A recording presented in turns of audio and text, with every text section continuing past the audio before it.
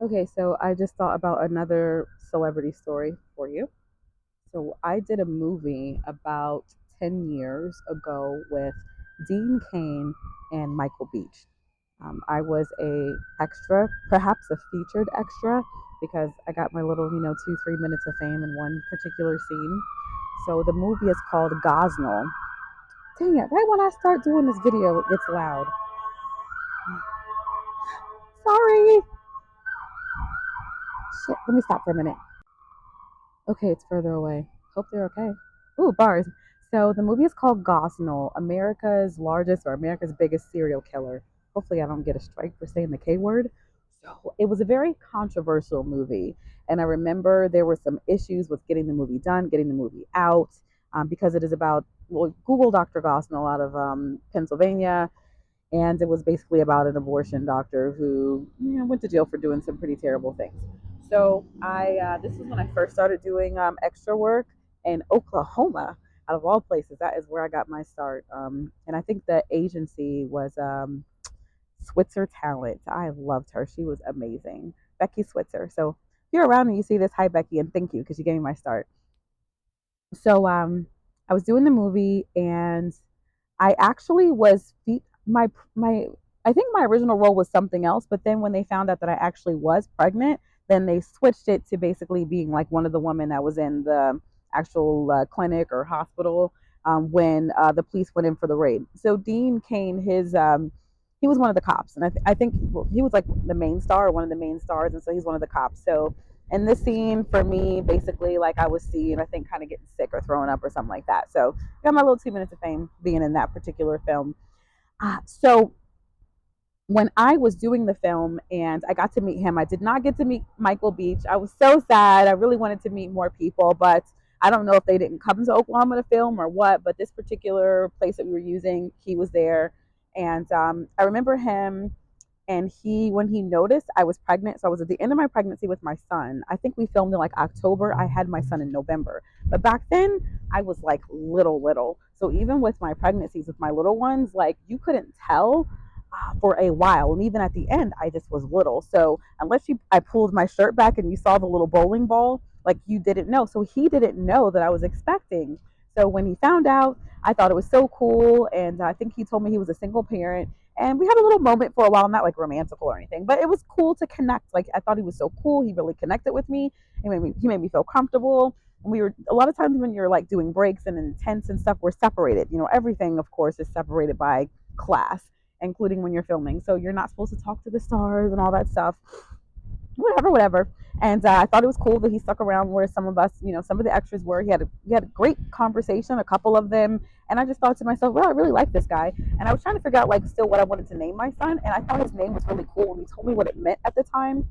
So I decided my son, I'll give him the middle name of Dean. So my son's middle name, one of his middle names is Dean, and but you just what I would have never known that he was who he was, either then and he just didn't show it, or later on he kind of morphed into whatever he is now, because I remember feeling so impressed. I was watching him work, and oh, I think I skipped over a part. So when he discovered I was pregnant, he couldn't tell. I pulled my shirt back, then you could actually see this cute little kind of bowling ball, and I remember him like requesting that basically that I was given some, I would say, extra attention to make sure that that nothing bad happens. I'm okay, and I thought that was great. That him recognizing my humanity on that level, and also him just connecting as a human being. Like I really liked the guy, and so it's just crazy, that within a decade, I'm seeing him go viral for all the wrong reasons and saying the most hurtful stuff. Because I just remember thinking like, wow, I met this guy. I got to be in a movie with him, and it goes to show you shouldn't idolize anyone. But it was just so disappointing to see him, after being someone that I thought really cared about, humanity and cared about people, um, see him be who he is today. And then seeing this video of him identifying himself as, a person who decided to become deputized and work with ICE. I'm just so disgusted. I'm so disgusted that, uh, it goes to show you really don't know who someone is, and it's quite the reminder not to idolize anyone, and for me it's another reminder just not to trust, just not to trust anyone, because there's a scripture that talks about how you really don't know the heart and man of someone. You really don't. It takes a while. Examine people. Don't put them up on a pedestal. And it's scary too. It's so scary because these are people that shit we work with, we go to church with, we go to school with, and you don't really know what's in their heart and mind until they decide to reveal it. I'm disgusted. I am so disappointed. I mean, damn, like my son's middle name was named after, I mean, and two, like, I don't think he's living up to what his name represents. Ah, just wanted to share that. I've met a couple of celebrities and have done a little bit of work kind of close to some of them in my lifetime. And at the end of the day, they are fallible human beings who pick their sides, I guess, like all of us do. But that one is definitely a story that I look back on, and it's like, damn, like I'm just disgusted and disappointed. Just really. Yeah, and then to do a movie that, of course, it's a movie, it's a job, but to do a movie that uh, was, I would say, on the opposite side of what a lot of people that are stand for. You know what? I'll leave it there. Google the movie. Hopefully, you can still find it. The movie's called Gosnell. Pretty powerful work of art. Definitely got delayed and stopped a lot. Planned Parenthood was not having it. They came out hard. They were trying to stop the movie. I'm glad to have been a part of it. I'm glad to have been a part of, the few pieces of art that I've been able to work in so far. We'll see what the future holds, right? I'm glad to have met several of the people that I have. I have such mixed emotions about that one. You know what? I could have done without meeting him, and you know what? My son will live up to his name, Dean. I'll say that. Definitely that, and definitely not someone that I would want my son to follow in those footsteps whatsoever. Again, I can't say it enough. Disappointed, a little hurt, shocked, or although I shouldn't be, and just really disgusted.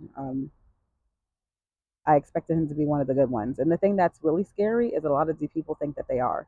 A lot of these people that stand with him, they think that they are the good guys, although they're causing so much hurt and so much pain and so much oppression.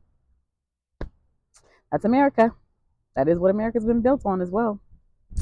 They say it's built on the land of the free, but free for who? Home of the brave.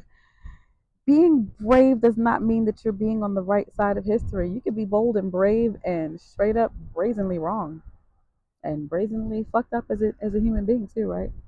All right, that's it. I'm going on a tangent, and you know what? I got a little work and studying to do while I'm out here. Bye bye.